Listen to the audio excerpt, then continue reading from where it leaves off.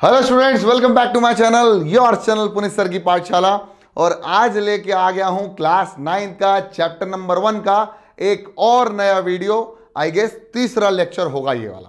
तो बिना देरी किए इस लेक्चर को शुरू करते हैं। तो आज हम जो पढ़ने वाले हैं वह हम पढ़ने वाले हैं डेसिमल एक्सपेंशन। क्या पढ़ने वाले हैं? Decimal expansion of rational numbers. Rational numbers का डेसिमल एक्सपेंशन पढ़ने वाले हैं। डेसिमल नंबर्स रैशनल नंबर्स क्या होते हैं? रैशनल नंबर्स होते हैं वह number, those number which can be represented in the form of p by q where q is not equal to 0, where q is not equal to 0 and p and q are any integers। Integers तो आपको पता ही है, कहां से कहां तक? Infinity से minus infinity से प्लस इंफिनिटी के बीच में कोई सा भी नंबर ले लो वह इंटीजर होगा। ठीक है।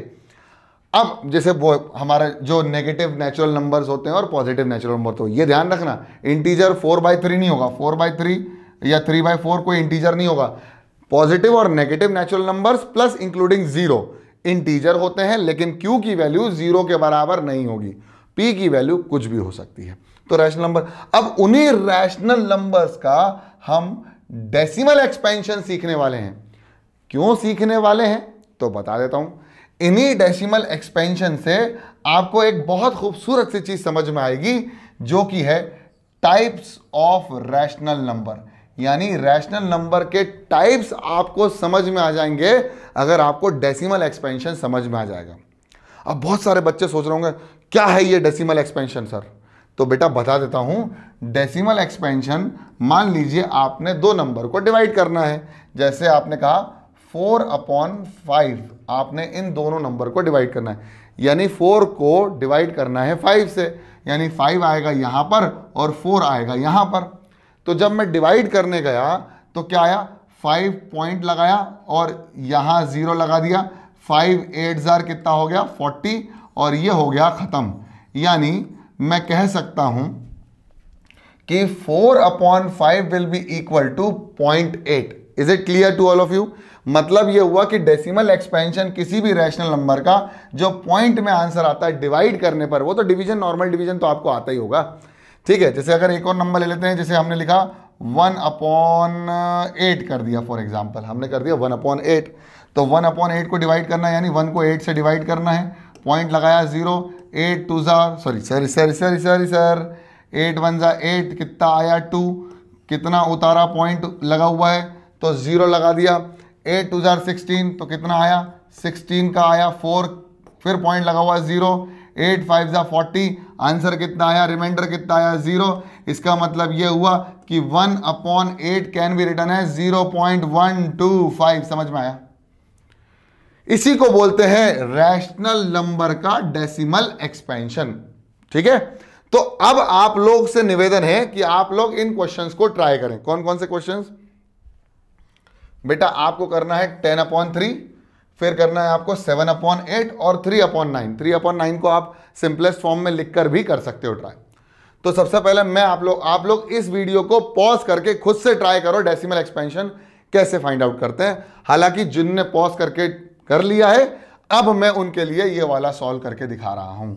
3 को डिवाइड करना है 10 से। 3 3 जा कितना हो गया? 9, कितना बच गया? 1, पॉइंट लग गया 0 हो गया। 3 3 जा 9, कितना बच गया? 1, कितना लगा हुआ है? पॉइंट लगा हुआ है 0 उतार दिया। 3 3 जा 9, कितना बच गया? 1, कितना लगा हुआ है? पॉइंट लगा हुआ है 0 उतार दिया। 3 3 जा 9, कितना बच गया? 1, रिमाइंडर कितना हो गया? 1।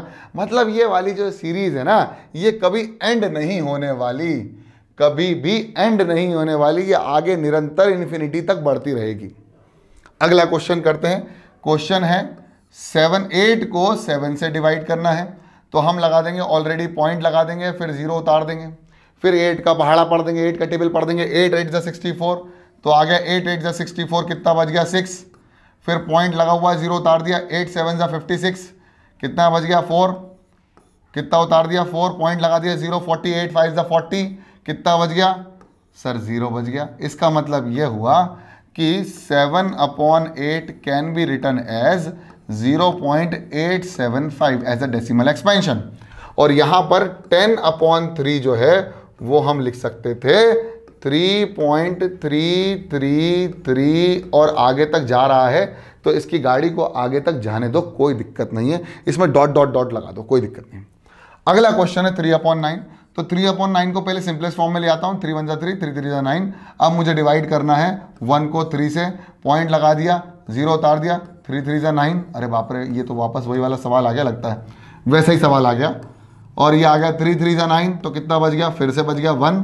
मतलब ये वाली सीरीज भी आगे बढ़ती रहेगी, और इस डेसिमल एक्सपेंशन यानी 3/9 का जो आंसर आएगा या 1/3 का जो आंसर आएगा वो आएगा 0.333, और ये आगे तक चलता रहेगा अप टू इन्फिनिटी, और ये भी आगे तक चलता रहेगा अप टू इन्फिनिटी। ये वाला खत्म हो गया। तो आपने किसी भी रैशनल नंबर को जब डेसिमल एक्सपेंशन किया तो आपको दो प्रकार के रैशनल नंबर मिले। कितने प्रकार के रैशनल नंबर मिले? दो प्रकार के रैशनल नंबर मिले, दो प्रकार के। कौन कौन से वो सुन लो। सबसे पहले जो रैशनल नंबर मिला है उसमें एक खूबसूरत सी बात आपने नोटिस करी कि एक ऐसा डेसिमल एक्सपेंशन था जो कभी खत्म नहीं हो रहा था और 33333 बार बार रिपीट हो रहा था। यानी पहला डेसिमल एक्सपेंशन रैशनल नंबर का जो टाइप होगा उसमें पहला डेसिमल एक्सपेंशन के टर्म्स में देखा जाए तो यह होगा खत्म ना होने वाला। तो जो खत्म नहीं होता है उसको बोलते हैं नॉन टर्मिनेटिंग। क्या बोलते हैं? Non terminating decimal expansion. लेकिन जो खत्म हो जाता है उसको हम बोलते हैं टर्मिनेटिंग डेसिमल एक्सपेंशन। लेकिन एक सोचने वाली बात यह भी है कि जब यह नॉन टर्मिनेटिंग था तो इसमें एक ही डिजिट बार बार रिपीट हो रही थी, इसीलिए इसको कहा जाता है non terminating repeating decimal expansion. Non terminating repeating decimal expansion.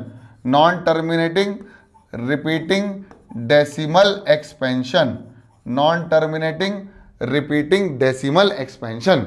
और बात करें टर्मिनेटिंग की तो टर्मिनेटिंग तो खत्म हो गया, रिपीट ही नहीं हुआ, तो terminating and non repeating decimal expansion.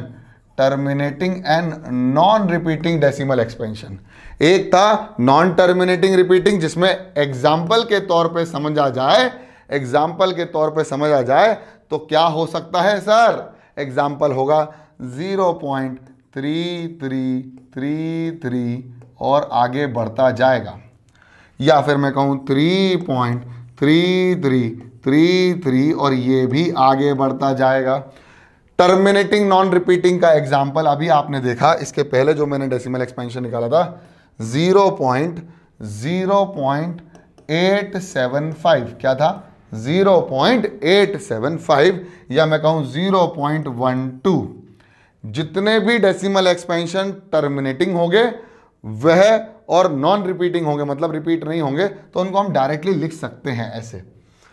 इसमें ऐसे लिखना पड़ेगा। अब इसमें प्रॉब्लम पता है क्या है? इसको रिप्रेजेंट करने के लिए हमें पूरी कॉपी लिखना पड़ेगी, क्योंकि ये कभी खत्म नहीं होगा तो पेज कम पड़ जाएगा।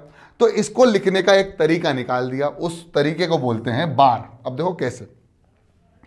आपने देखा कि 0.333 बार 333 रिपीट ही हो रहा था, तो हमने 3 पर जो रिपीट हो रहा है उस पर एक लगा दिया डंडा, उसके ऊपर छत लगा दी और उस डंडे को बोल दिया बार। इसको क्या बोलते हैं बेटा? इसको बोलते हैं बार। क्या बोलते हैं? बार। बहुत बढ़िया, समझ में आया। और अगर ये 33 रिपीट हो